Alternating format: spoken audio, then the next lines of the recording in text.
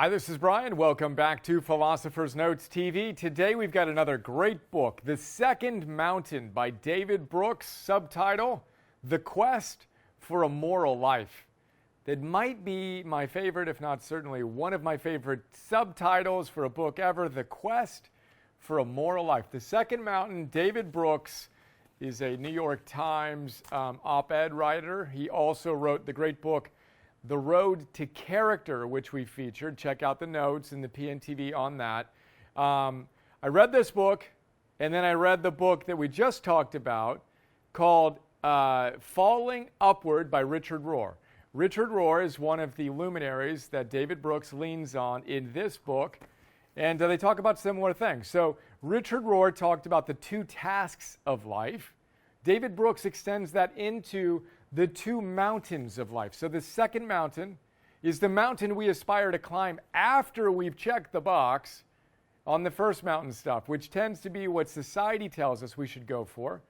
As David said in The Road to Character, it's kind of like pursuing your resume virtues. Then you move on to your eulogy virtues, which brings us to the first big idea. Again, as always, we've got the 6-page PDF, 20-minute MP3. Check it out at optimize.me, etc. We got 600 notes like this now. First mountain, you're going for happiness. Nothing wrong with happiness, but it's kind of about you, right? You're going for all the things that you think will make you happy. Then you get to a point to realize, you know what? This isn't quite it. Then you move on to a deep sense of pursuing joy on this second mountain. And David says it's as if there are two peaks. There's the first peak. Congratulations. Oh, there you go. The second peak, the one we really want to go for, is what he calls joy. And the highest form of joy, he breaks down a few levels, is moral joy, which again is exactly what our dear friend Aristotle said. The summum bonum, the highest good, eudaimonia, good soul. How do you achieve that? By living with virtue. What can we call that? Moral joy. Those are the two tasks of life and what we want to pay attention to. The other thing to notice is to mix little images and metaphors here.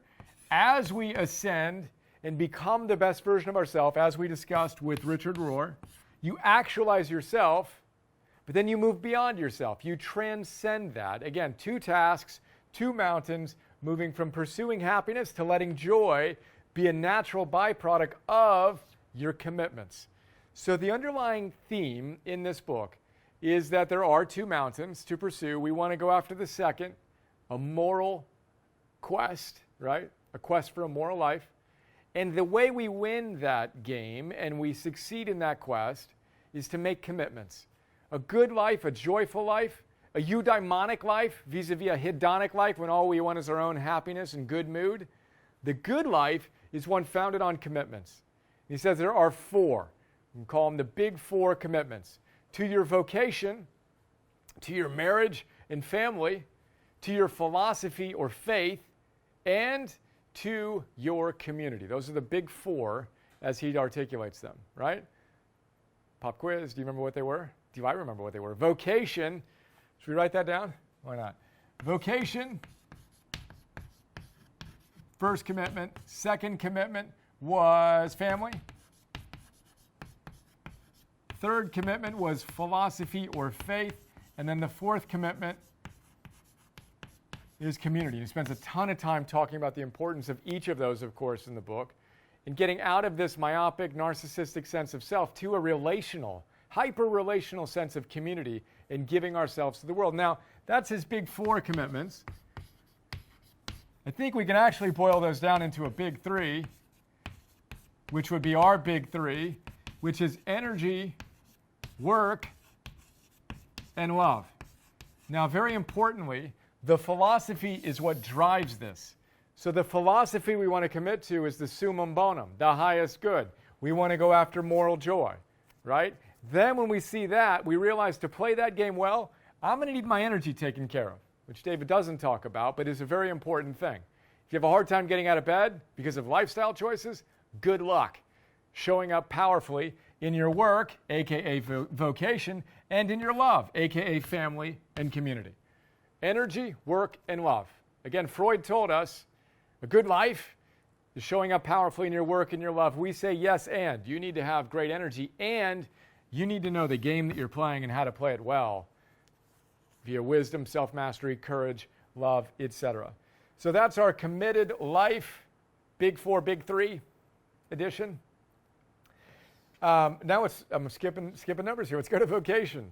So the idea with the vocation is you are being called. And we talked about this in the context of Richard Rohr's hero's journey. You're being called to go on a quest and then to come back and serve us profoundly.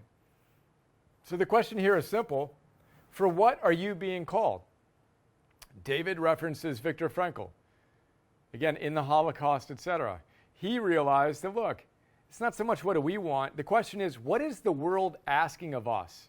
What is being asked of us right now? For him, in the concentration camp as a psychotherapist, it was to bring wisdom to individuals suffering with him in that environment. But what is life asking of you? What roles are you being asked to play?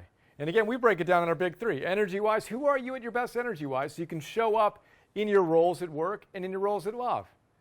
As a husband, a father, a community leader, in your profession, what are you? What's your identity? What are your virtues? What are your behaviors? As we talk about the big three times two, know your role, play it well, find that place where your great joy meets the world's great needs and give us all you got today as a vocation.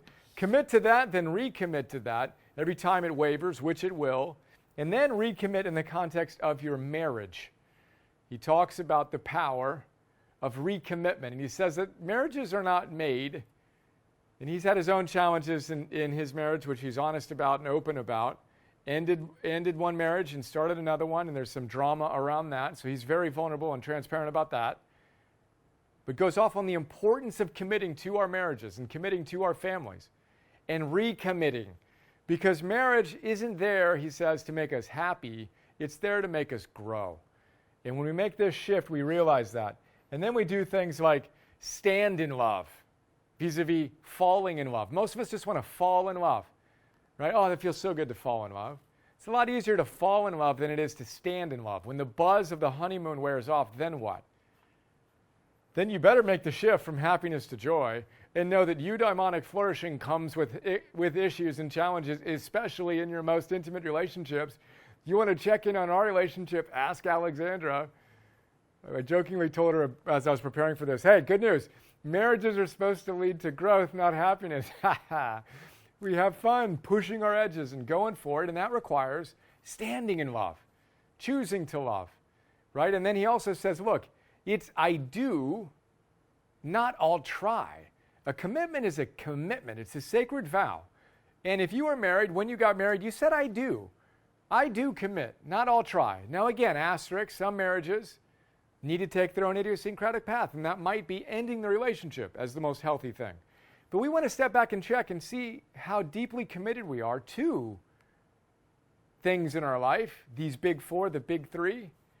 And again, in our relationship, it's all about recommitting. And again, that's the same in our love and in our work. Recommit, recommit, recommit, again and again and again. And that leads us to the last idea here.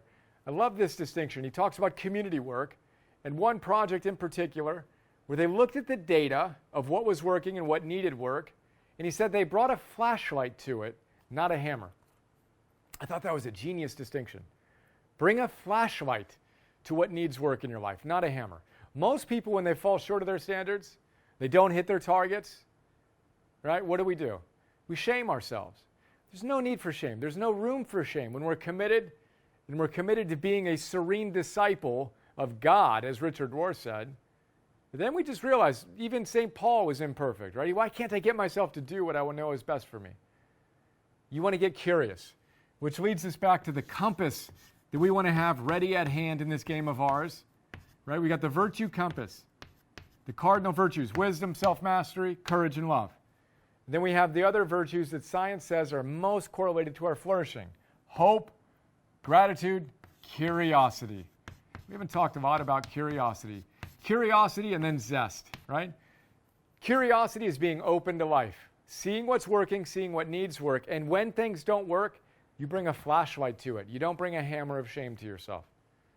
So I ask you, how are you showing up as you pursue your greatest version of yourself, do it within the constraints of reality and know that your ideals, as Tal Ben-Shahar says, are guiding stars, not distant shores. We're never going to get there because there's no there. If you're suffering from overwhelm and perfectionism, realize that, bring a flashlight to what you're doing. We talk about this a lot in Conquering Perfectionism 101, Conquering Depression 101, Conquering Anxiety 101. Check all those out. Bring a flashlight to your life's challenges. Get excited about where you can grow, what opportunities exist for you to get a little bit better. Quit hammering yourself. Recommit when you need to, and then recommit again to your relationships, to your vocation. What is life asking of you? What is life asking of you?